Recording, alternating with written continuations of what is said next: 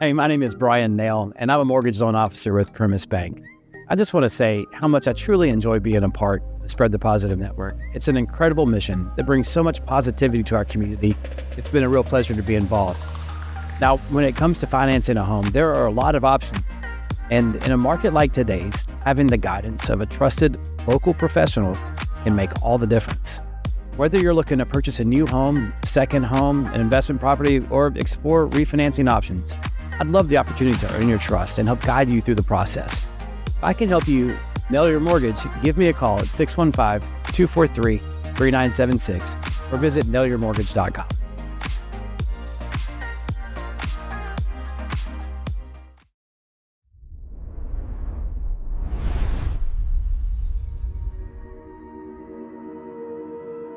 What's up, everybody? Welcome back to the Spread the Positive podcast. I'm your host, Trent Denson.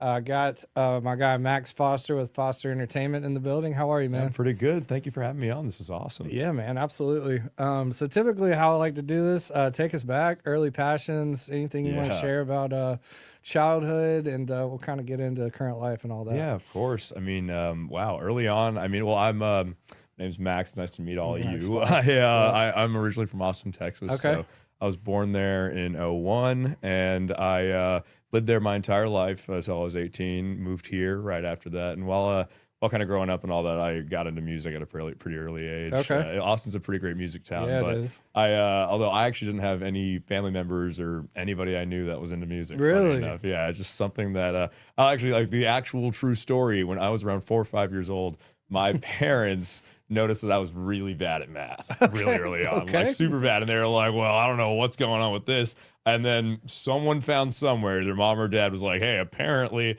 if you put them in music at an early age, then it all kind of connects and they can get a little bit stronger at math. Wow. Crazy enough, they had actually worked. Wow. And randomly enough, it helped my scores early age. I'm okay at it now. I'm okay enough at it now to run a business that's all without getting an audit. That's so, like, huge. you know, Dude, so I think I'm okay at it. But That's so funny. yeah, you know, so as it was as humble as that, it wasn't even like, I mean, you know, I'd been wanting to do it. It looked cool, you know, and I was raised on rock music. So everything from AC/DC to Led Zeppelin, like all the classics that everybody would know. Yep. I was always fascinated with guitar, and I always thought it was really cool. So it all just kind of lined up, and so cool. Got my first one at 5, and then just kept playing the entire time. Yeah, so you've been playing since you whole can time, remember. Okay. yeah. And so 24 right now, about to hit 20 years of that, which is kind of Wow, wild to dude, think that's about. so sick. But I mean, you know, it's 20 years, but like with every skill, right? Like about half of that was just getting into it, you Absolutely, know? Like, I mean, I you know, now it's literally nothing for me to, you know, play for 2-3 hours a day, have a lot of fun with it, get super lost in it. But I mean, back then, especially when I was younger, you know, that's like pulling teeth, right? Man, like that's crazy. But still, yeah, it, just got a love for music going on, and I honestly, it was something that I could always count on, you know. Right. Like I was like, I always have fun with this, always have fun with everything around it, and it honestly became super important to me, not for the reason that I cared about the thing so much, but also everybody that I was getting to be friends with and everybody that I was surrounding myself with, they were all into it, you know? And so it was more like now I care for the people around it. Right. And so after that, I, you know, going to school, it was either between going to Boston, Berklee College of Music, or Belmont here in Nashville. And man, I am super, super happy I went to Belmont. Dude, honestly, I've heard amazing things. It was about a great Belmont school, man. music, I gotta tell you, that's like, cool. I ended up spending 4 years there, and I stayed for an extra year to do a master's, and sick. It was fun, man. Like I got to do music business, and honestly, I really do believe I was there at the exact right time that I was supposed to be. Because funny enough, my freshman year was 2019 in the fall. So COVID happened a few months later, man. Being in school, my man, God. I can't imagine. Oh my God, being in school for music business specifically, where about half of your education is built on the network and community you build out of it. To have that piece taken away at the beginning, dude, that was the biggest struggle by far. I can't imagine. Honestly, I mean, it's going to be a weird story of how all this came together. No, but I'm here for it. If I'm being honest with you, man, that's why we do this, bro. Yeah, man. That's why we do this. It's been fun because seriously, all this is it. Like I'll say it right now. I did never want to be an entrepreneur Okay. Never had any aspirations to do Really? it. To be So perfectly honest. you were the artist route. No, yeah. Oh, not even the artist route. I wanted to be a manager. Okay. Like I had been playing guitar. I had so much fun. I was playing for other people and all that. And right around the time I entered college was kind of when I was like, okay, I love this and I like doing it for me, but commercially as a career, it just kind of takes the fun out of it for me. Yeah, and I've done a bunch of like, hey, XYZ just dropped. I need a guitarist for this. Can you help me out? Or some private event, whatever. And so, it's been a nice tool to have, and I have a lot of fun with it. But I came to Nashville wanting to be a manager, an artist manager. That's actually why I did music business instead of like guitar performance and all that. And my other thing too, this was just for me. I realized that if I'm in a situation or even an environment where there's all these great musicians, and if I'm there from more of an administrative standpoint, like I can create this, I'm gonna end up learning off these amazing musicians anyways. Like I think it's one thing to be someone in the crowd watching a guitarist play live, but to also be like to be able to be backstage because you organize the show and you can talk to these musicians like, hey, what'd you do there? All yada yada. That just makes you a better musician if you know the vocabulary, right? Sure. So that was really. It was kind of like why I was like, all right, I kind of like this administrative side a little bit more, and also you get to help a lot of people directly. Right. Like everyone feels a little bit different about this when it comes to art and your passion and all that. But for me, like playing guitar just felt like it was so for me and not really other people. So I wasn't really getting that fulfillment aspect of it. And honestly, when I was managing people, funny enough, I had a few, you call them de facto clients, right? Like people that I was basically pouring a lot of time and energy to, helping build their musical career and stuff like that. And I did that for a solid amount of people, a couple producers, about 8 or 9 artists for my 3-4 years during COVID, right? And it helped a lot of people. I mean, during that, that's the thing. Like a little impact can make a really long, long-standing relationship in that time. So absolutely, I was glad to do it. But I gotta tell you, man, the main thing that I noticed was that all these musicians, I mean, maybe it's because of COVID, maybe because they're small local musicians, whatever, they needed opportunities. Yeah. Live opportunities. Yep. Because anybody can upload their music to whatever. They can. Anyone can upload their social media, their content, their marketing, all that. It's there's pretty low barriers to entry with that right now, but my God, the live scene is where everything's happening. It's all that's left. Right. Now, so and people are craving that. Oh my God, man, especially these days. Exactly. And that's honestly why I got into being more of a booking agent than a manager, because at the end of the day, all these people were coming up to me like, hey, I need to play live more. I'd love to hop on shows you're organizing, yada yada. That's so cool, man. And I mean, it was great. So oh my God, dude. Honestly, it's stressful and fun. Oh, yeah. Like it's the stress Any comes. Event yeah, is right. Yeah. And that is one of those things. I think event planning is pretty high up there on the most stressful careers. Yada yada. Yes, it is, and I understand that. But at the same time, like you get stressed by what you don't know. Ooh, right. That's good. I think I'm really big on that. Like all the pieces that like this might go wrong, this could go wrong, yada yada. And you being the planner, literally all of this. Right. I also like to remind a lot of people, especially in the creative space, like because you are creative, you're gonna find all the creative ways to think why this might go wrong. Right. And they're gonna be pretty logical too. Right, Like you can't discount it. Like we always try to give this motif of like you can't get inside your head and you gotta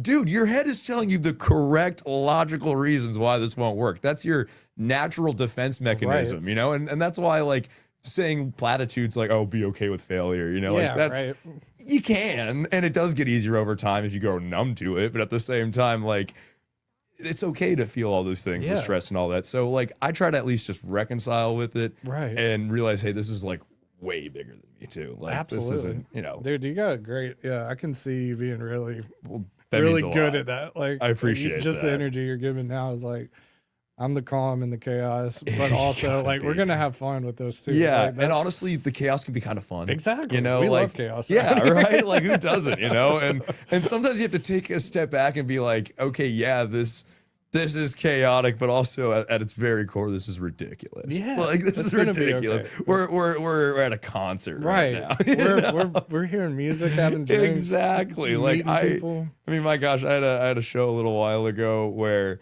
I remember being so overwhelmed because we did this women in pop showcase. Nice. At Brooklyn Bowl. It was really cool.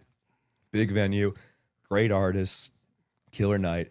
There's so many little specifics around it. Like I remember there was at one point where I had to let in like the sixth makeup person that I had no idea why was there or anything. I'm like, all these, there's like, oh God, someone lost the tiara. Like, and I'm like, it's like random things. I'm over here like, I can't believe these are the things I'm having to figure out right now. This is not real. And that's why I was like, I can't get stressed about it, because if I talk to like anyone else, that these are probably not going to sound like anything. Yeah, dude, that's hilarious. I remember this other one. It was actually a couple days after that. I remember this time was kind of funny because I do these public events and I also do private events a lot. Okay. And for the private events, we mainly get hired to just do something very specifically. It's usually fill a need that no one's filled yet. Like for us, because we have a pretty large roster of producers on our angle and like a lot of like good, competent people that are good with live sound. A lot of people, especially things like wedding planners and private event planners, private party planners, they'll book the music or the entertainment, but a lot of people don't realize that it doesn't come with the production infrastructure behind it. Like, hey, I'll book the band, but I also forgot to, I mean, and this is very common and understandable, like the event planner doesn't really have the vocabulary to ask things like, hey, do you have the right infrastructure, right specific pieces of equipment you need to actually do the job I'm asking you to do? You know, like we had this one where, I'll never forget, it ties into all this because it's kind of funny, but we were doing the audio piece of it, but they hadn't rented any audio gear to actually do it all with. So we had to perform some miracles, get some stuff done day of, and I mean, it ended up being effortless and flawless. That's like so cool. It was great, you know, like we walk in there thinking, oh, it's going to be, 3 or 4 people, maybe a band in there. No, it's a 7-piece full band show for 3 hours with multiple special guests and all that kind of stuff. Nothing to it. Nothing to it, right? Yeah. Nothing to it. And like, I'll be honest, I'll pat myself on the back there. It was really me and the engineer. We killed it. But I remember thinking like, we're stressing out about all this. Head event planner is trying to look for a pink limousine because her other pink limousine just flaked on her. No. And I'm taking a step back, realizing like I'm over here stressed out about all the audio, all these hoops that we're jumping through. And she's trying to find a pink limo. All the others, like my stuff with a little bit of hard work, grit, and a few calls I can make, I can get my stuff done. Right. Don't know how to fix that pink limo. I even looked up for like, is there pink limousine? I found one for her. It was the one that flaked on her. Oh, I couldn't believe it. And that's hilarious. I thought it was pretty funny. But regardless, all that to say, like, you have to quantify the stress, right? And realize like, hey, you're here to help a lot of other people anyways through it. And that's the fun part too. Absolutely. Especially when you get to have fun doing it. I know. Yeah. I mean, like, all this sounds like a lot, but really awesome. And that's kind of it. But yeah, man. And that's honestly, it's fun to be in this environment. Absolutely. Like in a music city. It's the best city. place to do it. Really is. Yeah. And it's been enough to where like because I'll be honest, I'm in a weird time right now with this business. Again, like I never really wanted to start it. Like right. I was gonna ask, like, when did you officially start? Oh well, officially, I always say that January 21st of 2022. Okay. That's exactly the day, but the business started on the 22nd. Okay. The reason, not kidding, that's where it gets ridiculous because so the summer before, like summer into fall. It was kind of around like August, September, October. We had just gotten a house. COVID restrictions came down. A couple of friends of mine and I that I'd met through school and all that. We were all like, hey, like let's all go in on this house and rent it all together. And it was simple. It was a small house, big backyard. And we were like, well, what if we threw a housewarming party? We haven't really gotten to see our friends in a while. And when I say a while, I mean this was August of 2021. So for the previous year and a half, pretty strict sanctions, fully Zoom classes, 6 feet away rules, all the whole 9 yards, right? Masks and all. That's so crazy. And there was still a lot of that. I mean, especially Belmont being, having the student population that it does and the faculty that it does, a lot of those restrictions were still up. I mean, it's a private university. They don't want to take any chances, and we fully understand that. So you have to realize that at that time, that university was looking at all of its students basically saying like, hey, if we find out that any of y'all are responsible for a gathering of over 10 within like 6 feet of each other, there's going to be problems. Wow. So that's crazy. All that's happening, right? And I'm feeling the pressure because, it's like my name on the lease. It's like I organized this house for all of us. We just got here. I'm like, all right, we haven't seen any of our friends. It'll be okay. We'll invite, and it's just at the beginning of the new semester. It's August. Let's invite like 20, 30 people, our good friends. 300 people showed up at my house. Yeah, it was, addresses can get leaked. Yeah. And that's and not something, quickly. oh my God, escalated so much worse. And, Dude. you know, I for sure thought that the police were going to get called. I wasn't going to call them myself. I almost did. But Wow. it was one of those where like, okay, everyone's having fun, but nobody's driving.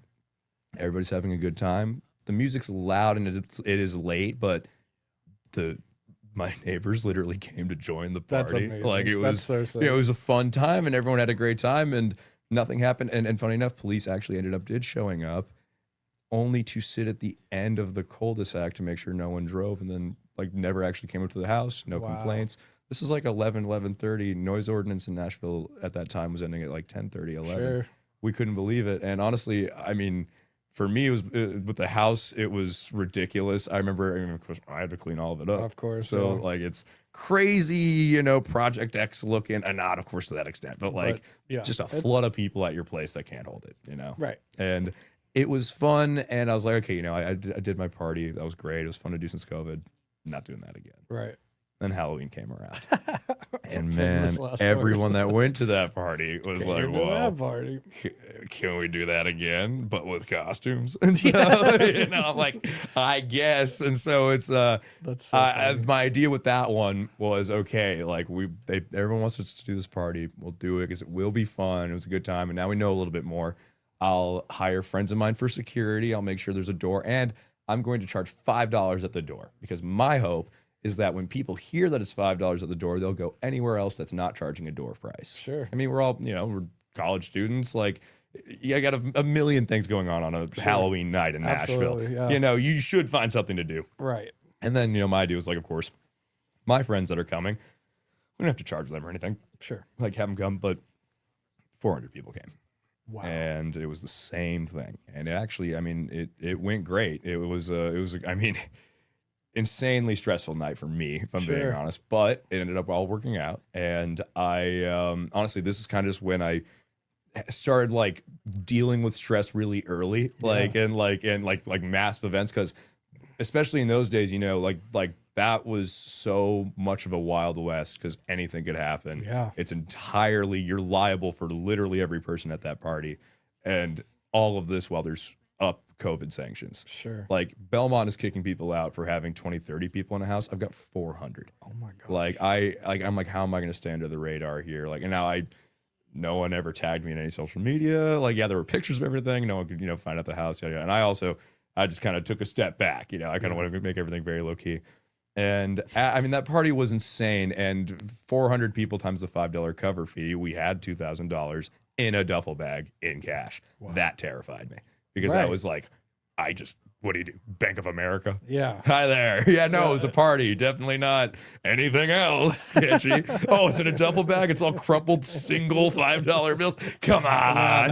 Nothing's off here. So like, obviously, and I'll never forget it too. I ended up having to go to Bank of America when I ended up doing all my business accounts, and they literally told me like, nah, dude, that's just what being an entrepreneur is. Yeah. And so that actually was validating like a few months later, but at the time, I mean, again, I am 20 years old. Right. I am freaking out. Like, and but then I get a friend of mine text me. He's like, hey, and I will say, of that 2,000, literally all of that, because I was so scared of it, I gave away pretty much as I could to my roommates, my friends. We restocked our fridge, repaired our pipes, like all this stuff. And I was left with around $600. And that's super important to the story here, because right after, like a few weeks after that, I get a call from a friend saying, hey, there's this venue called The End in Midtown in Nashville. Have you heard of it? Exactly. It's a very established venue. Yeah. And I found out that you could rent like a Wednesday or Thursday night date there for like $300 production fee. And then they'll just take about half of your door. For me, I'm like, well, people want another party again. People are going to be coming back from the winter break. Let me just schedule the Thursday right after the Wednesday or everybody comes back. Okay. And The End is like, sure, we'll do it. We've never heard of you. You're contacting us from a Gmail account. Like, you know, super legit. Yeah, like, right. It's like, screw it. Like, you've already paid the production fee. You're good, right? Right. Sold out. Bro. Sold out. That was January 21st, 2022. And when I'm walking away, so I had this 300 for The End, 300 for a DJ who brought a bunch of extra equipment to make like fog, lights, all that to make the thing really fun. And with the door, I was like, the bands, here's 3 bands from friends of mine that they'd all put together. And it's like, y'all can just keep all the door. For me, I just want to have a fun experience. Maybe I'll get my $300 back or something, maybe 600, who knows, right? It sold out, and I was left with exactly $600, what I had started with, and this whole thing had happened. So the show happened on the 21st. I'm walking away at 3 a.m. from the end with with everything, all the cash and all the like in my cut in my own pocket because everybody else was paid that night. But I'm walking away thinking like, all this happened, and this all worked. Let's try that again. And so like right there, technically January 22nd was when it was like, okay, this isn't throwing parties anymore. Let's experiment with concerts. Yeah. And a big thing to realize right there was that first year of this 4-year-old company, I was 20 years old. I was not legally allowed to be in any of the venues I was working at. That's crazy. See, that's a my gosh. big one that no one really understands because that was hard, man. Like I just had to basically like organize these events all on the front end and just assume no one would be like, hey, by the way, are you 20? Like, right. I just had to wing because in my head I was like, I can just wing it like this, almost even like a fake it till you make it type 100%. of thing. Yeah, because it's literally like, hey, I'm hoping that because I'm the organizer, no one's gonna question that, and no one did, honestly. That's crazy. Yeah, and that first year I just did, like I was in school at the time, I was doing all the other things, working full time to pay for the school and all that. So I can only throw like one show every couple of months. It was. And it was fun, because I got to experiment. I could be like, okay, let's try these genres in this place, and let's do this gimmick over here, this structure from like full band bills to writers rounds to solo stuff, like anything I could to not only platform my friends, but also just have fun doing it, to organize stuff with, COVID was just shutting down and like everything's coming back up. So everything, perfect timing, right? And everybody wanted to play the shows. And so my thing was, instead of looking for other shows to help these artists that I'm managing, quote unquote, let's just make the shows and then just book them on it. And so that's kind of why the model shifted. That's so crazy. And then it was just show after show after that. And then after a while, I shout out Love and Exile in East Nashville. I love them because they were the first ones to ever offer me a residency. Nice, dude. They're basically, one show once a month. And that was a writer's round that I made. And what I kind of realized after that was, okay, like the series is going well. I ended up doing another one, and what I did was I made the 2 series completely separate from one another. Okay. So like, for instance, we know Whiskey Jam, right? Like Whiskey Jam can do Whiskey Jam in multiple venues. Right. And the Whiskey Jam structure that is tied to the brand is like, hey, we're going to bring a collection of like 5, maybe 6, like really good up and coming local bands, and we're going to platform them at your venue. Like, I love that, but what a lot of people, including Whiskey Jam, have done in Nashville is tied their brand to a certain entertainment structure. Okay. It's the same thing as like, I'm a rock band, I'm AC/DC. When you book AC/DC, you're gonna get an AC/DC show no matter where you book them. What I wanted to do was have a flexible, more custom option to where, hey, with any venue or any type of desired structure, I've got this massive list of artists that all wanna play, all who can do different things. I want to customize the entertainment structure to your series. Ooh. That's kind of the difference because Whiskey Jam they definitely can. I'm just like, it's just like yada yada, but like a Whiskey Jam style structure of 6 full bands, that's not going to work in a speakeasy. Sure. It kind of will, but a country rock drums while people are trying to have a nice cocktail lounge experience, that could be a little weird. So like in the speakeasy location I work with, we have a writer's round there. It's a little bit more chill. It's features a lot of people. It brings a lot of people in the door, yada, yada. And then, like, that's my big thing. That structure, like a writer's round, that's not going to work at Brooklyn Bowl because you got a massive venue, massive stage. Like, that'd be awkward. So that's, that's my thing. That's why I want to, like, I should mention this. I was a custom suit designer for the entire time I was doing all of this, funny enough, since high school to now. Okay. That's why all that kind of came about. That's crazy. Actually, this is kind of my lucky jacket. I love that. I put earlier, I put a bunch of show flyers that I had done. That's so sick. From different series. This is one of my favorite things I made. It was just you made that yourself? No, not like every stitch type of thing. I designed it, and like I to design every piece of it, which was really cool because that's just what the job was. But it's all like outsourced through supply chain and stuff. And I still help people do stuff like that every now and again, like friends' weddings. Just casual. It's fun. It's a really fun tool to have in the back pocket. Yeah, no kidding. But I like my whole thing was, okay, everybody wants the same thing in suiting, like jacket, pants, usually black, gray, navy. But they all want it specifically tailored to them. And also different shades of each of all the different, even though it's pretty much the same thing, little things can be changed that can help a lot per person. Like for instance, we maybe there's a bunch of people all in the same room who want the exact same general color or something. Sure. But they probably, because all human beings are unique, they probably all have a little bit different skin pigmentation. Whether it be by like their race or like how tan they are, whatever it may be, right? So like you can all want a gray suit, but I can go with different shades, different colors of that spectrum to make everything look specifically good to every specific person. And same thing goes with entertainment, right? Because just like color and just like a piece of fashion, it's completely subjective, right? Two people, because we have different eyes, we can look at the same color and see completely different things. For the same reason that two people can hear the same song, one person can like it, one person cannot like it. So when you really understand the subjectivity of your product, all you have left is to realize, okay, the product's subjective. That means as a provider, it's my job to have access to as many options as possible to fit every need. Dude, that's awesome. And that's literally the entire idea. Wow. Like, I feel like most big agencies, the biggest agencies in the world, they want a few of the highest performing acts because a little bit of their revenue goes a hell of a long way. And I understand that. We don't take any revenue from the artists at all. Like when we book, literally they get paid. It's the opposite. Wow. Because what we do is we build the series for the venue and sponsors, kind of like a TV network. We do it for our to sell ad time, right, to then pay our directors and actors, which are literally the hosts and the artists. Wow. So it's kind of the same model, and again, making it custom so that it works for the venue, right. Like at the end of the day, what drives a lot of this is food and beverage sales, right, the interaction with entertainment, and that makes a lot of sense to me. So at the end of the day, with every single venue, that's going to look way different. Some places are going to love with their beer sales, and it's a beer venue with like a vibe like that, or cocktail lounge. You got to look at liquor sales. Like, you got to go a little bit deeper into it, And once you do that and realize that every venue is super different, then you can just kind of tailor the entertainment to them. And then the same with the sponsors and advertisers. Yeah. Absolutely. Like that's genius, man. Exactly. Honestly, the whole idea, at least as we scale, is just doing the TV network thing, where basically, hey, we're the network.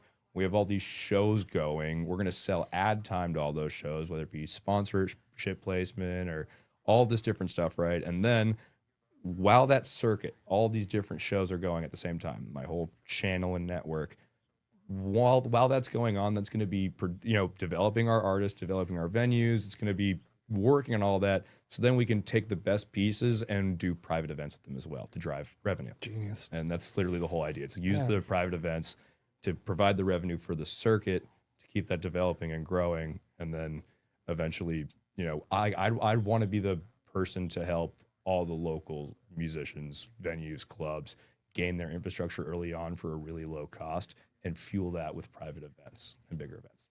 That's it. Man, you kind of cracked the code, my guy. Thanks, man. It's a lot of fun, and it can be super complicated to explain all that. Right. But at the end of the day, it's fun to do, and you get to provide a bunch of concerts all day. Yeah. Like, we have a really similar, that's kind of our whole baseline for what we're doing now. So yeah, you're speaking our language with.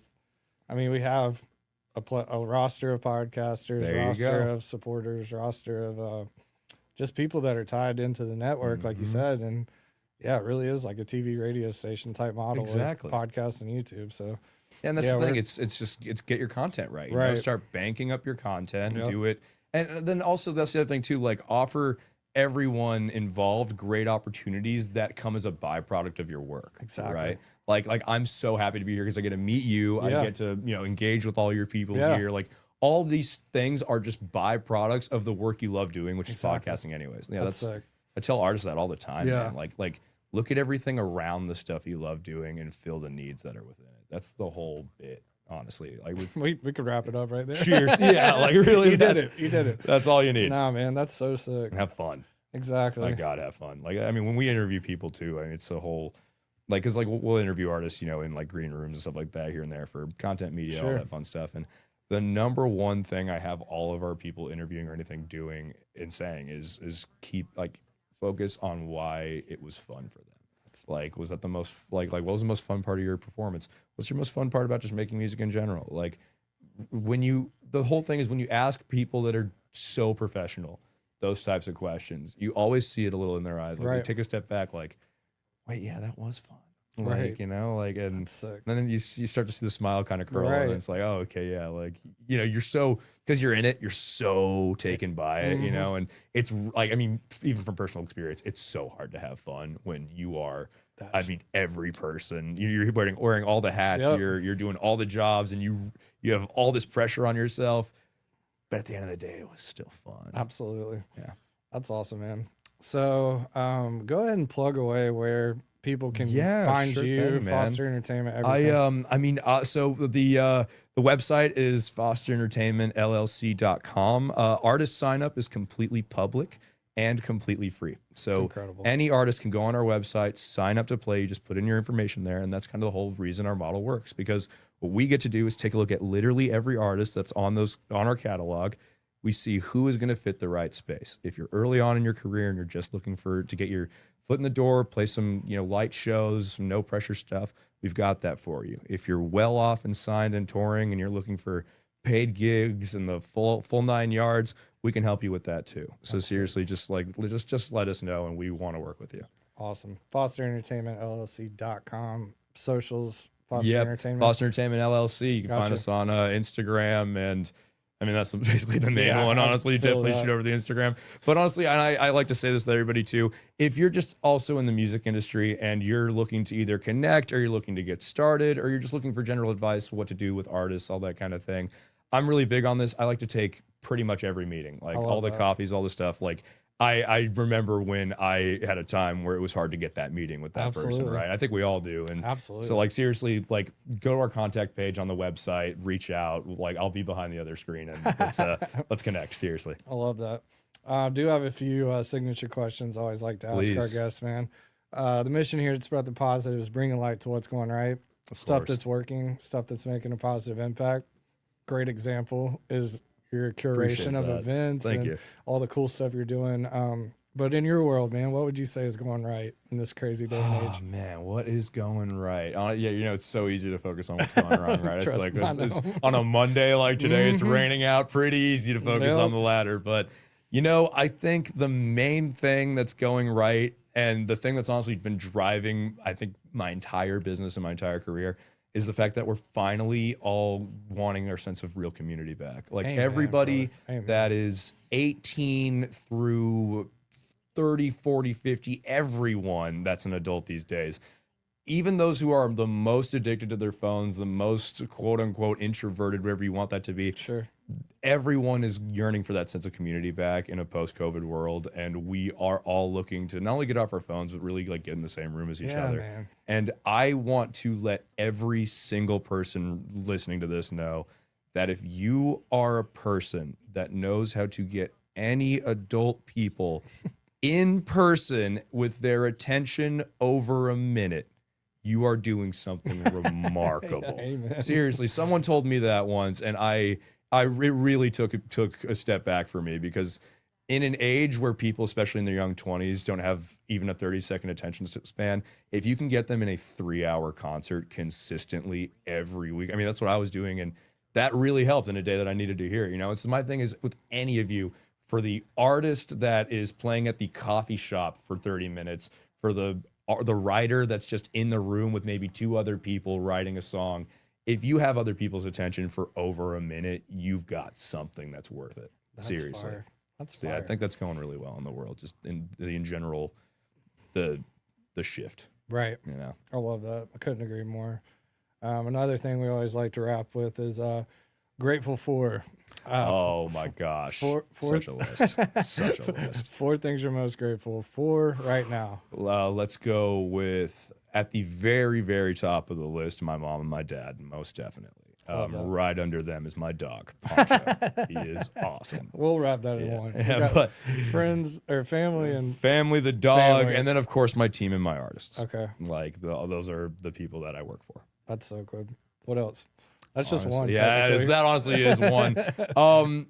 You know, really, like they know who they are, but there are a few close friends that have really got me through a lot. Okay. And shout out to them. Shout out to all of them. Those like some of those people are people that gave me opportunities when nobody should. They're people that I've been able to go to when I did not feel like I had anyone. Y'all know who you are, and I appreciate you. That's awesome. I'm gonna make you finish this out. That's two. So Shoot, you got okay. friends and family. All right, friends, family. like we'll put the dog in with the friends and family. I've got a few people throughout my education that really, really helped, and I really think about a lot. Like shout out Charlie Apigian. He was my data science and an AI professor, which was really cool, and in my master's. And he really encouraged me to go for entrepreneurialism. Same with Dwayne O'Brien. Shout out Dwayne. Both of them really were honestly, I think more than they think, they were really impactful in like actually going for it, especially like while I'm young, and honestly they helped me see a lot of the benefits of the business that I was building. You know, like honestly, it was again, like a lot of times, even today, like, you know, last week I hit 1 year full time operating this company, which I'm really, thank you. I'm really excited about that. Man. And to be honest with you, there've been a lot of very logical reasons to completely quit now. I mean, like it makes a lot of sense. And at the end of the day too, what I do has been around as long as live music. Like, not to say no one will be impacted, but it's one of those things that's like, I know that these artists are very talented and they will find their way with or without the work I do. But at the same time, like the work I do really does help and impact a lot of people, and impact is greater than anything these days. And a few of those people, those professors and those people that came along in my education, they really helped me see that early on when it was so cool. It was hard to see that too. That is, man. I mean, especially, God. Yeah, like at 24, I was pretty clueless still. Man, I just knowing that I still am is one of, and that's the thing. That's self-awareness. I'm happy to recognize that, you know, and honestly, I think every person, no matter how old you are, your capacity for learning should never take up any space. Literally, my grandfather's saying was "O saber nunca ocupa lugar." He was Portuguese, and it was literally knowledge never takes up much space. Wow. And any person in my life that's helped me reaffirm that, damn. I mean, well, that's all that we've got left. Wow. I mean, like, profound, your capacity for information, man. And wow. So just enjoy it and use it to help other people. That's literally it. And I've honestly, again, those are all other people in my life that helped me come to that conclusion. I'm glad I'm here at 24, but at the same time, I know that I want to spend the rest of my life working for those people that helped me to get here. Man, that's fire, dude. Appreciate that. Max Foster, man, thank you for being on the show. Thank you. Seriously, this was so much fun. Yeah, dude, this has been great. Be sure to check out Foster Entertainment LLC and on all the socials. We'll definitely have that in the show notes. But yeah, man, looking forward to future collabs. Absolutely, man. I feel like there's a lot of overlap with what you're doing and what we stand for. I love to hear that. Man, it's a great podcast y'all have here. Man, seriously. I appreciate that. But y'all stay tuned. Be sure to check out the new spreadthepositive.net. Got some really cool stuff happening. Come see us on the square here in Murfreesboro. And we'll see y'all in the next one. Thank you so much. Cheers. Thank you for listening to another episode of the Spread the Positive podcast. For more information about all the things we got going here at Spread the Positive, please check us out, spreadthepositive.net. Get involved with our underwriting, advertising, sponsorship program, start a podcast, or if you just want to support the mission, reach out on spreadthepositive.net or any of our social media handles at Spread the Positive. Look forward to connecting with y'all and giving y'all another fire episode on the next one. Thank you, and we will see you then. Let's go.